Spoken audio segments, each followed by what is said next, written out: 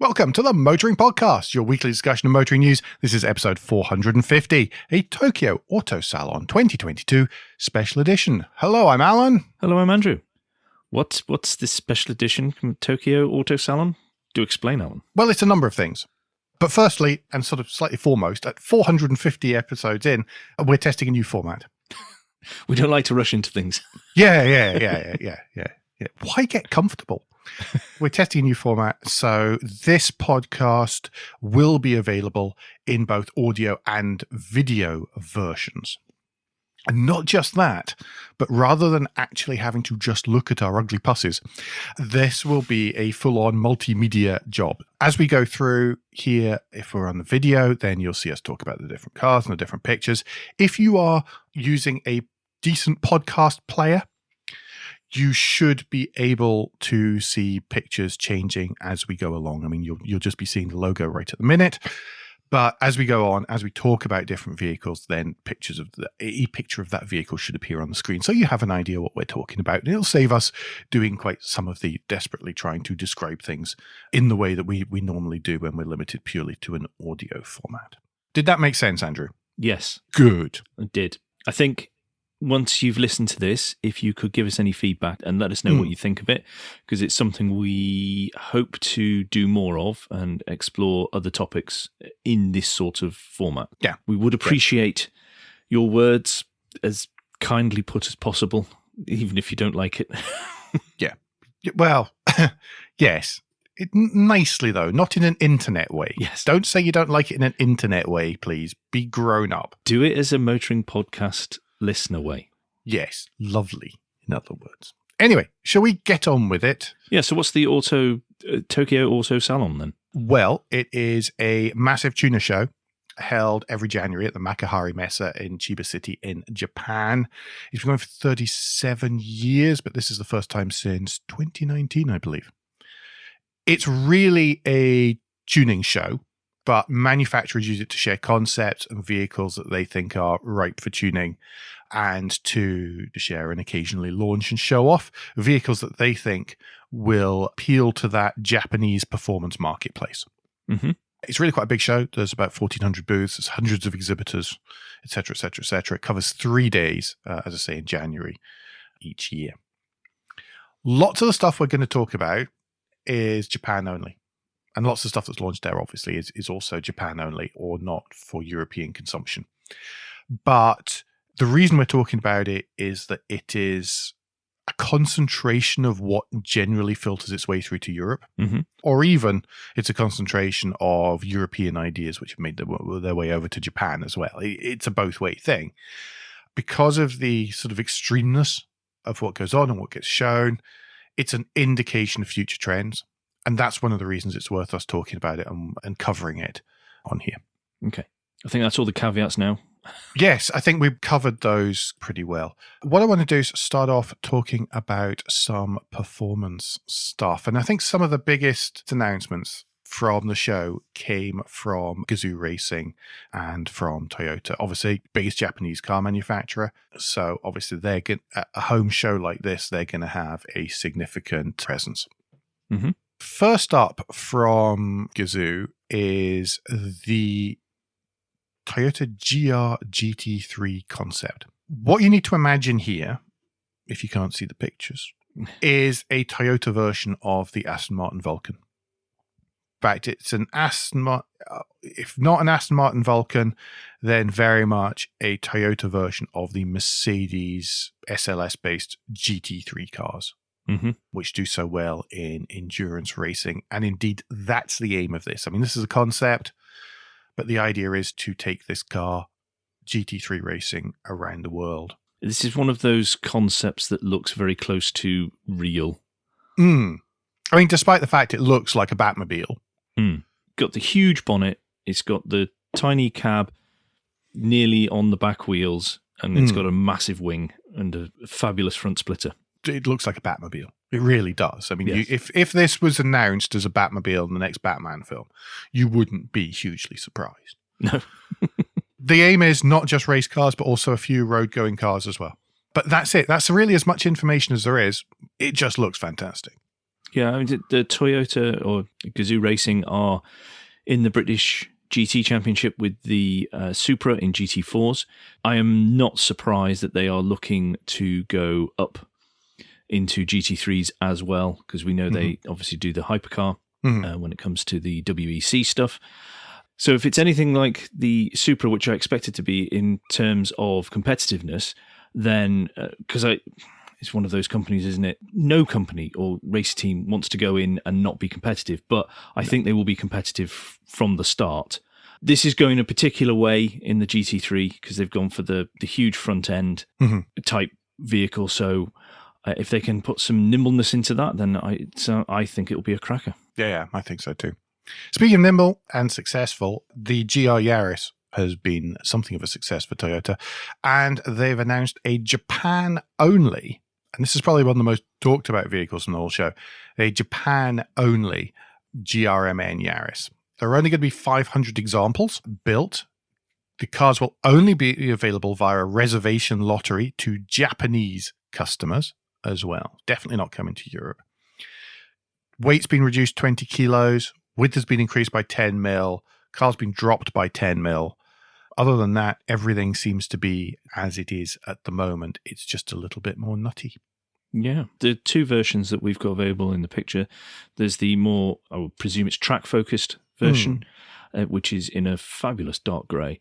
And then there's a red rally version, or what looks to be rally version, with the lovely mud flaps and the more tyre to the wheel. It looks slightly underwheeled, but once you sort of go, oh, hang on a minute, now I get it. I've spotted the mud flaps.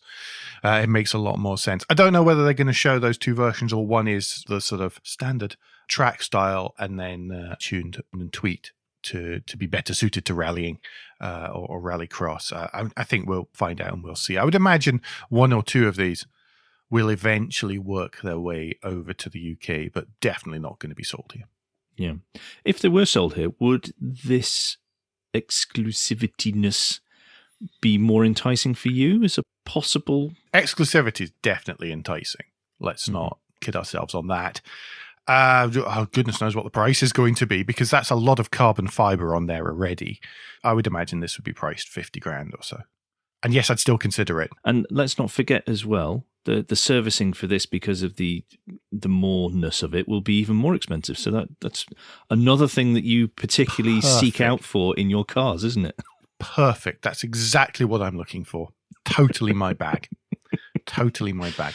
Shall we move on, though, yes, before this descends into yet more abuse in my general direction, and talk about the BZ4X GR Sport? Now, this is interesting because it's the first Gazoo-tuned EV. Obviously, it's Toyota's first globally available EV. I think that's a fair way of putting it, because they have made EVs before. We've rabbited on about that in the news show in the recent past as well. So we won't talk too much about that. I imagine the changes to this will be mostly aesthetic, possibly a bit of suspension, but generally, and a nice interior or nice sporty seats. I don't imagine it'll go much further than that. You'd probably struggle to make it much quicker. And would you want to do that for the loss of range? I'm not sure you want to do that. So, and it is a GR Sport, so you're only expecting suspension tweaks rather than massive power gains or anything. Yeah, that's the sort of level that it sits at. So it goes GR Sport, GR, and then GRMN at the top. Standard 214 brake, 248 pound-feet, 0 to 62 in 7.7 seconds, and about 280 miles of range. I wouldn't imagine it'll differ from that very much at all. No. If in any way, shape, or form. Moving from there to something incredibly similar but also different. The Subaru Solterra STi. Obviously, the BZ4X and the Solterra are very similar. They are essentially the same vehicle, a bit like the BRZ and the GT86 were. It's an equivalent synergy between the two companies to develop them. Mm-hmm. Be interesting to see if this, or even a sort of slightly watered down version of this, will come to the UK. I can't remember if a properly STI badged Subaru has actually ever made it to the UK officially. I mean, obviously there's thousands of the darn things around now, but I'm never sure if one has made it officially. Well, wasn't the last not Impreza, called the STi? I suppose it was, yes. It was the WRX STi. Yes, you're right. Thank you. But we've not had, for a very long time, we've not had any sort of breathed upon, tuned versions of the rest of their range. That's true. No, because it's hit quite hard. They've always been hit quite hard with CO2 and emissions, and that's really raised the tax. Also, It depends what mood the UK importer's in. Do they fancy porting vehicles for farmers this week, or are they doing performance cars this week? And they flip-flop between the two of them on a sort of 2-year cycle, I'd say. Yeah. Let's cross our fingers and hope it shouldn't really... It shouldn't cost them as an importer to bring in these more powerful, these more tuned versions of EVs, I hope. Fingers crossed, and see what happens, though. For the sake of completeness, we've talked about Toyota having a race car concept. Subaru also showed an STi Performance ERA, which was essentially for electric GT cars in Japan, Japanese race series. And this was a concept to show what they might do there. It's kind of cool as well. Yeah. No, I believe that they are going to try and thrash it round the Nürburgring. I think that's one of the parts of this project. The front end, around the lights and everything, that to me does shout of Subaru, I have to say. It does, yeah. But the model they've displayed, or that we've got a picture for, is very much in Toyota colours. It is a bit, isn't it? Yes, black, red. I hadn't noticed that before. It might just be the balance on the thing. I bet that's actually more pink than it is red in real life, because of course the STi colour is that sort of electric pink. It doesn't always come across very well under motor show lights. Yep. Next up, a car that sadly we're not getting in Europe, the Nissan Fairlady Z, or the Nissan Z. Obviously this was shown as a concept. It's been shown kind of in production version a little while ago. But this is it being shown properly, that this is production version. With massive wing mirrors. It does actually have massive wing mirrors. Well, one of the ones that was on show was also incredibly yellow. And I would never have thought yellow and gold wheels went that well together, but actually I quite dig it. Okay, you're on your own there. It's kind of cool. But they were showing this not just as a static model, but also they were showing it off in the drift arena outside. I reckon, so each year, at Tokyo Auto Salon, there's like a tuner car of choice. Yeah. And it was the GR Yaris last time. This time it seems to be the GR86. So, all the tuners that you've heard of, and many you haven't, will have a GR86 that has been tuned. So HKS, for example, has one which is body kitted and painted black with all the appropriate colors and has an amazing intake and exhaust system and all that kind of stuff.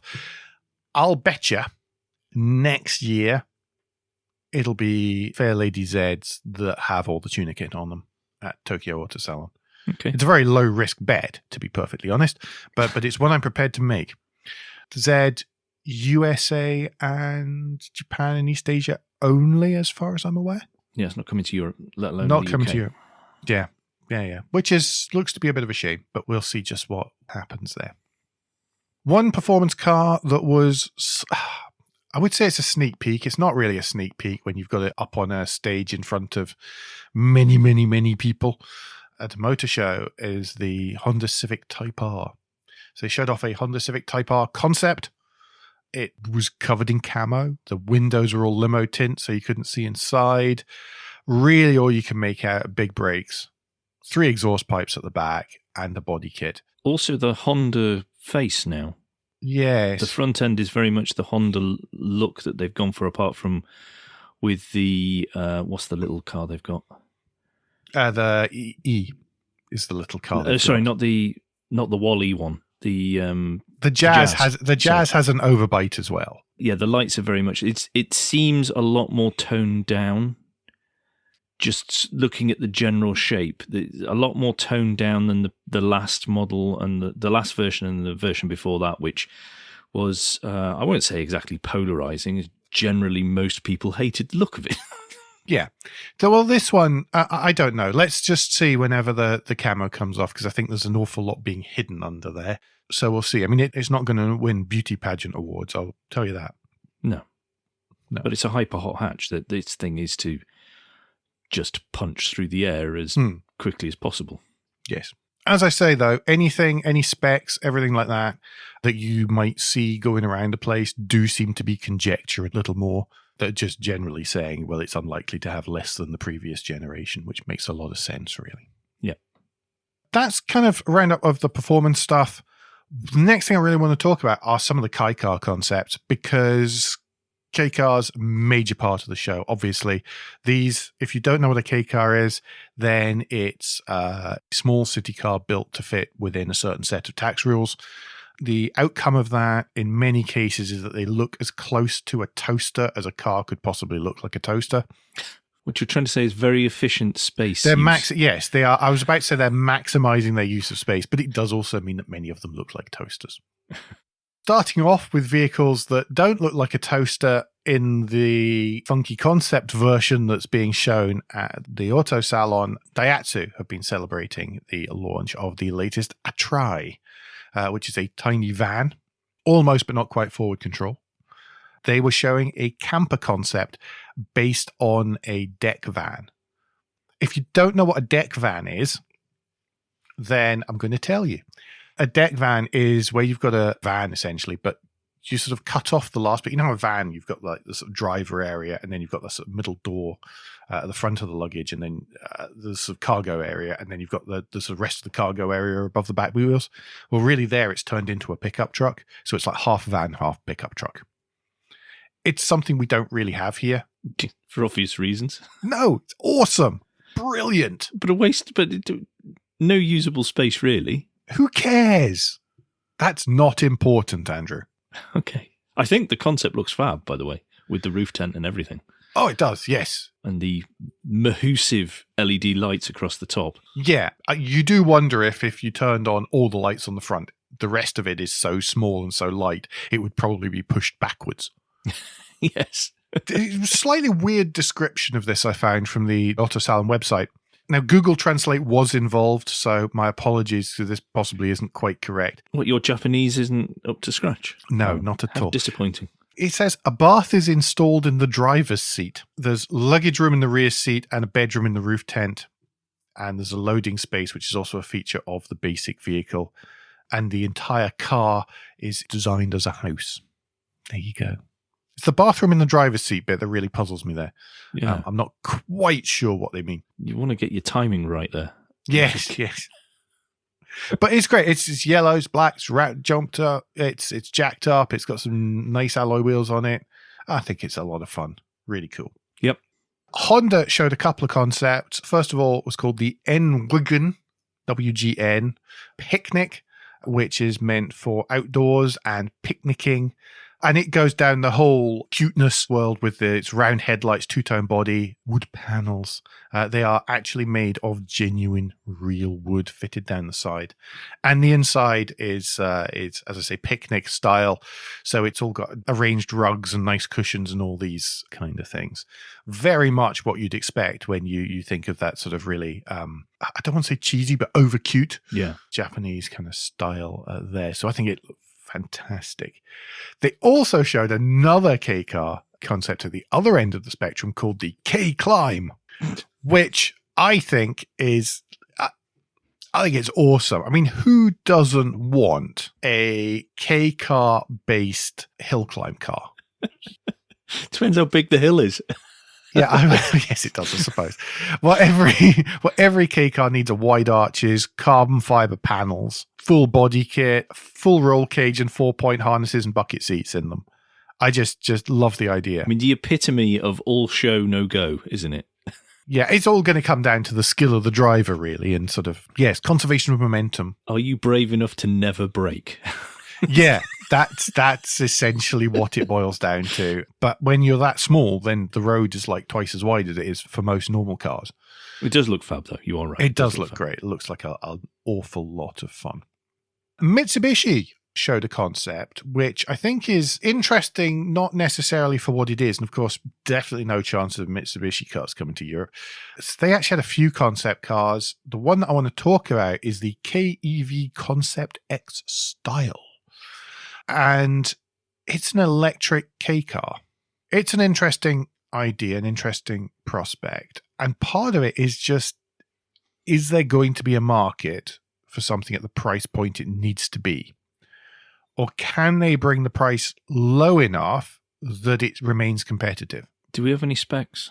We don't. No, I'm sorry. It'd be interesting to know how far that goes. Well, that's it. And it is very much a concept at the minute.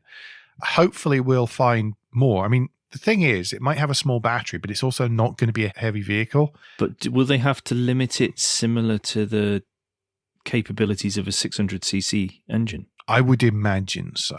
So if that's the case, then you don't need a bigger battery. You will get the range, or more range. Yeah, and also they have the advantage that unlike here in Europe, where we expect even the smallest of cars really to be able to cope with motorways and, going on a bit of a journey, distance-wise rather than time-wise, then that's not necessarily the case with K cars in Japan. If you're doing longer journeys, you get the train. If you're dodging around and doing relatively local stuff, then you don't need that same range.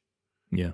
I think that it's interesting from I wonder if this will catch on. I wonder if there'll be legislation for it to catch on, to help it catch on. And then I wonder what the implications will be outside of Japan generally, because there'll be lessons learned. And I think that you'll find that the other automakers from around the world will be keeping a close eye on that. Well, that's my thought anyway. I have no idea whether it has any basis in reality. Last little thing I want to talk about was the theme of the show. And the theme of the show for so many of the concepts, I think, was the jack it up and shove it on knobblies. Technical terms. Show it on, yeah, well, exactly. And I think one of the concepts that showed this off, so the manufacturer concept that showed this idea off quite well, it was Lexus and its NX PHEV Off-Road, based on the NX 450h Plus. So their new plug-in hybrid, and that's really what it was pimping and what it was intended to show off at the show. It's been lifted. It has BF Goodrich mud tires on it, which is always a good thing to have on any car. Yep. A little roof crate, and cladding is cladding colored, which yes. I think is rather cool. I'm not sure I would take the bronze paint finish myself, but the whole idea of the concept just looks absolutely cracking. Yeah. And you saw quite a few of those, including from Honda, the Fit-E Hev Crossstar Custom, which trips off the tongue as so many of these do. But, if you did want to pimp your Honda Jazz, then this would be the way to do it.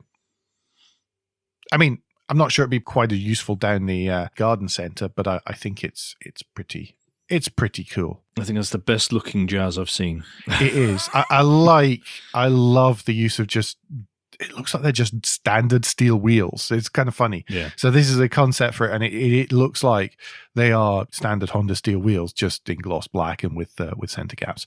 But they look really good. I think I don't know. Is there a market for this kind of vehicle? I suppose so. I mean, we've seen it with Ford jacking up the Fiesta, and for the active models and the folks as well. Definitely the Fiesta you see around. Yep. I don't know if all those sales have been taken by the Puma, but somewhere where you don't necessarily have two model lines in the same kind of size range, one jacked and one not, then this kind of idea looks good. And I don't know. I just think that Jazz is particularly well done. Yeah. What they also do at the Auto Salon is they go through and they have many, many different classifications for all the different tuners to essentially compete in. Then they award, obviously, best in shows across all the different categories.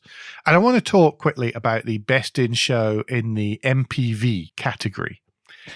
And it was a Toyota Alphard MPV, and it was done by a company called Suzuki Complete. Now, Suzuki Complete, as you can tell by the name, normally work on smaller vehicles than this. So they specialize in lifting up and customizing Jimneys and the like. And what they've done here is they've taken something which is the opposite end of the size range from a Jimny. The only thing bigger would be a Land Cruiser, wouldn't it? Basically, I mean, you're definitely into the smaller end of the Ford Transit ranges here, Transit Custom type size, but more luxurious. Yes. And what they did is they took an Alphard, they got the front from the Lexus LM model, which is essentially the same, but sold outside of Japan. And they've added bonus cladding, a massive roof tent, many, many lights to it. Yellow. Yellow lights. And they're yellow. They're not just lights, they're yellow lights. And they're not just a simple LED strip. They are multiple yellow LED lights. And I think it looks fantastic. It's got 35mm lift. It is four-wheel drive, so it can go off-road because they're so used to stuff being for use off-road. And they've painted it all with Raptor bedliner paint, so it won't get scratched and it won't get ruined and it won't get rusty. I think it's really, really cool. I'll happily take it on test for 6 to 12 months to let them know how good it is. It is. It's really awesome. So I just felt that it was worth including. Many of them, the winners, many of the categories tended to be the sort of, I don't know, slammed and broken suspension look that we see quite a lot, and, many spoilers and some fantastic paint jobs. But this really just tied in with that sort of sub-theme of the show about lifting stuff that shouldn't really necessarily be lifted, adding knobbly tires and heading for that van life. I thought was pretty awesome. So anyway, Andrew, out of those, any particular favorites? Well, I really like the one that won't come to us at all, but the Mitsubishi EV K car. Yeah, around town stuff, that should be fantastic. But I love the front end as well. It's just such a mad design, mad aggressive design in something that isn't aggressive in any way. Yeah, well, that's it. I think that's one of the things that's really nice about the show. And I know we've gone the last picture that's still on everyone's screen is of a really quite an aggressive looking MPV. But I think one of the things that is really cool about the Tokyo Auto Salon is that stuff doesn't have to be aggressive. It doesn't have to be pointy. It can be cute and cuddly and a bit whimsical. The car culture of Japan really seems to embrace the full ends of the spectrum.